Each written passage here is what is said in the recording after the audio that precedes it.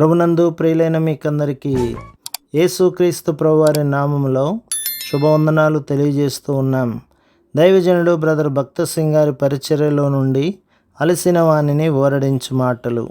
July 23. నాకు శరీరంలో ఒక ముళ్ళు నన్ను నలగొట్టుటకు సాతాను యొక్క దూతగా ఉంచబడెను.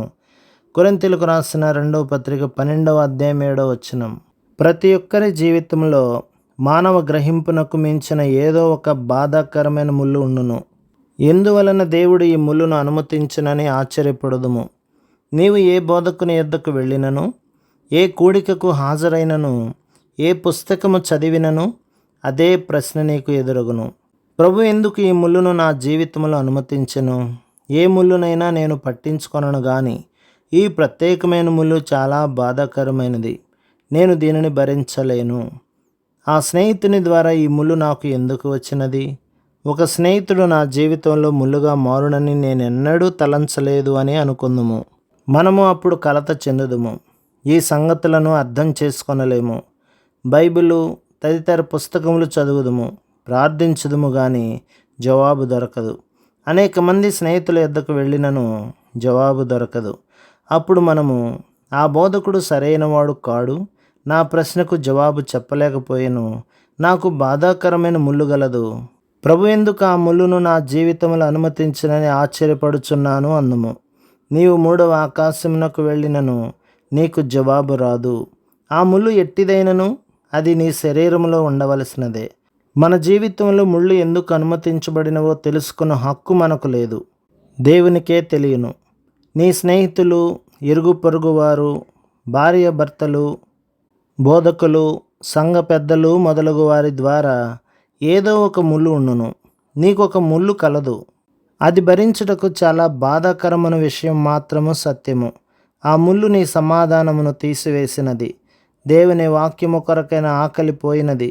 చాలా కలవరములో, ఆందోళనలో నీవు ఉన్నావు. నీవు చాలా బలహీనపరచబడి నీ హృదయమును పరిశీలించుకొనుటకు ప్రారంభించదువు. నీకు తెలిసియో తెలియకనో చేసిన పాపములను ఒప్పుకొందువు. నీవు పాపం ఒప్పుకొనినప్పుడంతా నీ పాపములు కడగబడి క్షమించబడును, కానీ ఆ ముళ్ళు ఆ విధముగానే ఉండును. ఎందుచేతననగా దేవుడు తన కృపను గూర్చి నీకు బోధించదలచెను. మనము ఏ విధముగా కూడా నేర్చుకొనలేనిది ఆయన సార్వభౌమ విధానములో మన జీవితంలో అనుమతించిన ముళ్ళు ద్వారా నేర్చుకుందాము. మన సృష్టికర్తగా దేవునికి మౌనముగా నుండు హక్కు గలదు. ఇప్పుడే నాకు జవాబివ్వమని ఆయనకు నీవు ఆజ్ఞాపించలేవు. మన జీవితంలోని అనేక విషయములలో ఆయన మౌనముగా నుండును. మన ప్రశ్నలన్నింటికీ ఆయన జవాబు ఇవ్వడు. నీవు చనిపోవు వరకు నీ ప్రశ్నలలో కొన్నింటికి జవాబు పొందకయే యుందువు. నీవు ఆయనను ముఖాముఖిగా చూచినప్పుడు ప్రభువు నీకు జవాబిచ్చును. దేవుడు, నా కృపను నీకు బోధించుటలో ఇది నా మార్గము, అది సమృద్ధి అయిన కృప అని చెప్పును. కృప ద్వారానే మన రక్షణ గురించి సంతోషించు ఆధిక్యత కలిగి ఉంటిమి. నాకు కృప గురించి అంతా తెలియనని నీవు అనుకొనవచ్చును గాని దేవుడు నీకు కృప గురించి అత్యధికముగా బోధించగోరుచున్నాడు. పేతురు రాసిన 1వ పత్రిక 5వ అధ్యాయం 10 చూడుము. తన నిత్య మహిమకు క్రీస్తునందు మిమ్మను పిలిచిన సర్వకృపానిధియగు దేవుడు కొంచెము కాలము మీరు శ్రమపడిన పిమ్మట తానే మిమ్మను పూర్ణులుగా చేసి స్థిరపరచి బలపరచును.